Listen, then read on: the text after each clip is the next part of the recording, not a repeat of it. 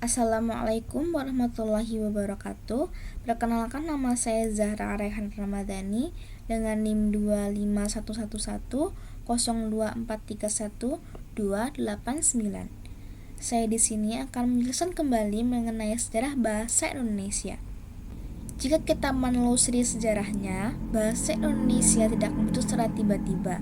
Berdasarkan penelitian sejarah bahasa, pada beberapa abad yang lalu di daratan Asia terdapat sekelompok bangsa yang menggunakan bahasa Austronesia. Kelompok tersebut kemudian bermigrasi ke wilayah selatan, melewati India, dan akhirnya menyebar ke berbagai wilayah Nusantara. Karena mereka hidup dalam kelompok-kelompok kecil, bahasa yang mereka gunakan mengalami perkembangan yang berbeda sesuai dengan kondisi geografis dan kebudayaan masing-masing. Akibatnya, lahirlah berbagai bahasa daerah yang beragam di Indonesia, karena keragaman tersebut menjadi salah satu ciri khas bangsa Indonesia hingga saat ini. Bagi bahasa daerah yang berkembang, salah satu memiliki pengaruh besar adalah bahasa Melayu. Bahasa Melayu dipilih sebagai bahasa daerah bahasa Indonesia karena beberapa alasan. Pertama, karena bahasanya sederhana dan mudah dipelajari. Yang kedua, karena tidak mengalami tingkatan bahasa seperti dalam bahasa Jawa, hingga memunculkan kenetralan dan perbedaan dan tidak menimbulkan perbedaan status sosial dalam penggunaannya. Ketiga, sejak zaman Kerajaan Sriwijaya, bahasa Melayu telah digunakan sebagai bahasa pengantar dalam perdagangan dan penyebaran ilmu pengetahuan. Pada masa itu, bahasa Melayu telah menjadi lingkar franca, yaitu bahasa persatuan, bahasa perhubungan antar daerah di Nusantara. Bahasa Melayu tetap digunakan oleh masyarakat sebagai bahasa komunikasi sehari-hari, bahkan digunakan di sekolah-sekolah tertentu.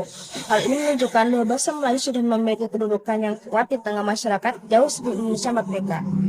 Peristiwa penting bagi sejarah bahasa Indonesia terjadi pada tanggal 28 Oktober 1928, yaitu peristiwa Sumpah Pemuda.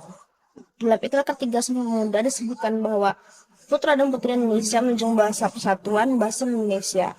Peristiwa ini menjadi sejarah karena untuk pertama kalinya bahasa Indonesia secara resmi diakui sebagai bahasa resmi Persatuan Muslim Bangsa.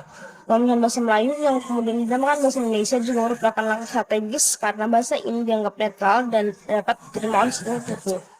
Kedudukan bahasa Indonesia setelah kemerdekaan menjadi semakin diperkuat secara hukum.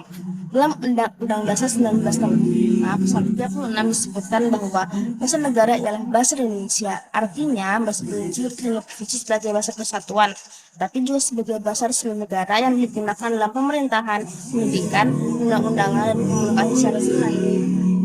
Bahasa sendiri terdiri dari sebuah unsur utama, yaitu unsur makna atau isi, yaitu pikiran dan perasaan manusia. Yang kedua ada unsur bentuk atau bunyi, yaitu menggunakan bunyi yang teratur. Bahasa Indonesia sendiri dapat digunakan dalam bentuk bahasa lisan, bahasa tulis, bahasa isyarat. Bahasa Indonesia juga memiliki sebuah fungsi, yaitu yang pertama ada fungsi ekspresif untuk mengungkapkan gagasan, maksud, dan perasaan. Yang kedua ada fungsi komunikasi sebagai alat interaksi antar manusia. Yang ketiga ada fungsi kontrol sosial, misalnya melalui pesan bidang rokok yang berfungsi sebagai pengatur perilaku. Yang keempat ada fungsi adaptasi, yaitu membantu kita menyesuaikan diri di lingkungan baru. Yang kelima ada fungsi integrasi, satu, yang menyatukan berbagai suku, agama, ras, dan adat istiadat dan budaya di Indonesia. Kedudukan bahasa Indonesia sebagai lambang kebanggaan kebangsaan, lambang identitas nasional, alat komunikasi nasional, alat satu bangsa yang beragam. Tentang bahasa Indonesia mungkin akan terlihat tokoh masyarakat Indonesia yang memiliki ratusan bahasa daerah. Dari sisi atas saya simpulkan, setelah mempelajari sejarah perkembangan bahasa Indonesia, saya menyadari bahwa bahasa Indonesia bukan hanya sekedar alat komunikasi, tapi juga sebuah perjuangan dari persatuan bangsa. Bahasa ini telah menyatukan masyarakat yang berbeda, terbelah menjadi satu untuk internasional sebagai generasi muda dengan menggunakan bahasa Indonesia dengan baik dan benar, serta menjaga kelestariannya di tengah perkembangan zaman dan pengaruh bahasa asing.